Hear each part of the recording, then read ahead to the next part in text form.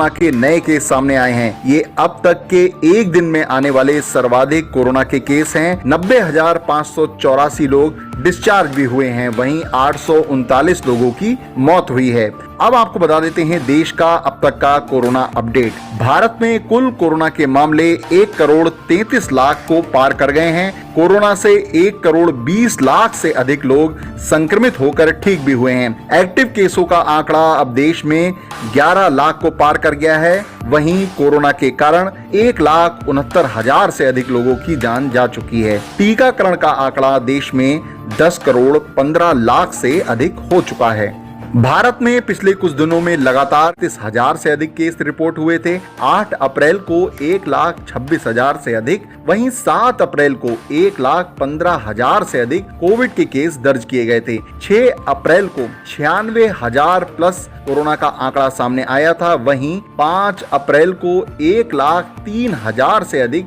Corona के case देश में रिपोर्ट हुए थे। यानी साफ है कोरोना वायरस के मामलों में रिकॉर्ड उछाल देखने को मिला है। इसी बीच प्रधानमंत्री नरेंद्र मोदी ने आज से टीका उत्सव की शुरुआत की, जिसमें उन्होंने लोगों से 4 आग्रह किए हैं। उन्होंने कहा है जो लोग वैक्सीन नहीं लगवा सकते हैं उनकी मदद करें, लोगों की कोरोना के इलाज में सहायता करें, मास्क पहने, वहीं माइक्रो कंटेनमेंट जोन बनाने का नेतृत्व समाज के लोग करें। इसी बीच देश के कई हिस्सों में वीकेंड लॉकडाउन शुरू हो गया है। नाइट कर्फ्यू भी कई शहरों में लागू हुआ है। यूपी के कई शहरों में नाइट कर्फ्यू लग गया है। मध्य प्रदेश के कई शहरी इलाकों में वीकेंड लॉकडाउन लग गया है। महाराष्ट्र में भी वीकेंड लॉकडाउन 5,36,682 हो गया है। इसी बीच महाराष्ट्र में वीकली लॉकडाउन शुरू हो चुका है। वहीं जिस तरह महाराष्ट्र में कोरोना के केस बढ़ रहे हैं, अब वहां लॉकडाउन लगाने के संकेत दिख रहे हैं। इसी बीच शिवसेना के नेता संजय राउत ने कहा है अगर देश में लॉकडाउन लगना है तो इस बारे में निर्णय प्रधानमंत्री नरेंद्र मोदी ले सकते हैं। देखो, देश में लॉकडाउन की जरूरत है या नहीं, इस बारे में जो निर्णय है वो देश के प्रधानमंत्री ले सकते हैं। लेकिन जैसे कल महाराष्ट्र के मुख्यमंत्री ने राज्य के सभी राजनीतिक दलों को, नेताओं को एक साथ बिठाकर उनसे विचार विनिमय किया है, उनके बाद अब मुख्यमंत्री निर्णय लेंगे। मुख्यमंत्री ने स्पष्ट संकेत दिए हैं कि एक लॉकडाउन की ज़रूरत है। अगर केंद्र सरकार को लगता है कि देश में जिस तरह से कोरोना का संक्रमण तेज़ी से बढ़ रहा है और लॉकडाउन की ज़रूरत है, तो प्रधानमंत्री अपने मन की बात देश को बताएंगे। लेकिन मुझे लगता है केंद्र सरकार निर्णय ले सकती है। इसी बीच दिल्ली में भी कोरोना वायरस के मामले लगातार बढ़ रहे हैं, जिसको देखते हुए दिल्ली के मुख्यमंत्री अरविंद केजरीवाल ने आज ऐलान किया कि दिल्ली में अगर बेड की कमी हुई तो लॉकडाउन लगाना पड़ेगा। दिल्ली में पिछले 24 घंटों में 10,732 कोरोना के नए मामले सामने आए हैं। दिल्ली में 10,732 केस पिछले 24 घंटे में आए हैं। 10,732 केस पिछले 24 घंटे में। उसके पिछले 24 घंटे में 7,900 केस आए थे। उसके पिछले 24 घंटे में 8,521 केस आए थे। हम लॉकडाउन नहीं लगाना चाहते, लेकिन कल सरकार को मजबूरीवश कुछ रिस्ट्रिक्शंस के ऑर्डर किए गए हैं।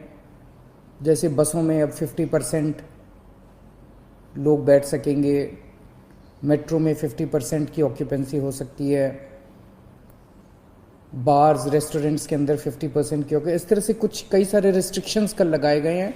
आप ही के लिए लगाए गए हैं, आप ही की सेहत के लिए, आपकी सुरक्षा के लिए लगाए गए हैं। वहीं भारत में वैक्सीन की कमी कई राज्यों में सामने आई है। इस पर आज आम आदमी पार्टी के नेता राघव चड्ढा ने मोदी सरकार पर हमला बोला। देश के राज्यों के पास, राज्य सरकारों के पास 2 से 3 दिन की वैक्सीन बची है और उनके वैक्सीन के जितने स्टॉक्स थे, जिस मात्रा में उनके पास वैक्सीन अवेलेबल थी, वो खत्म होने वाली है। चमकाने के लिए, अपनी वाहवाही अंतर्राष्ट्रीय मंच पे लूटने के लिए इस सरकार ने और प्रधानमंत्री जी ने हिंदुस्तान में बनी ये पेशकीमती, लाइफ सेविंग, जिंदगी की रक्षा करने वाली, आपको सुरक्षा कवच पहनाने वाली वैक्सीन को एक्सपोर्ट कर दिया भारत के बाहर। मैं आपको बताना चाहूंगा कि 64.5 मिलियन डोजेज यानी कि 645 लाख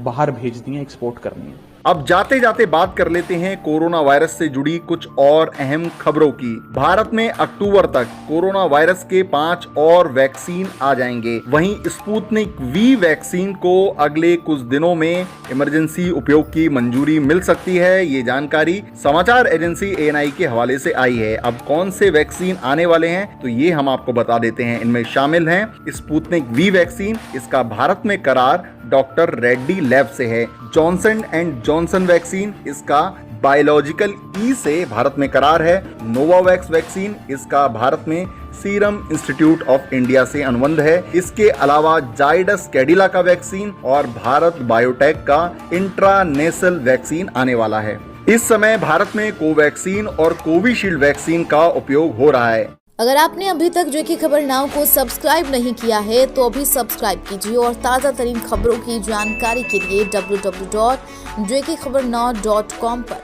देश दुनिया की खबरें भी आप देख सकते हैं।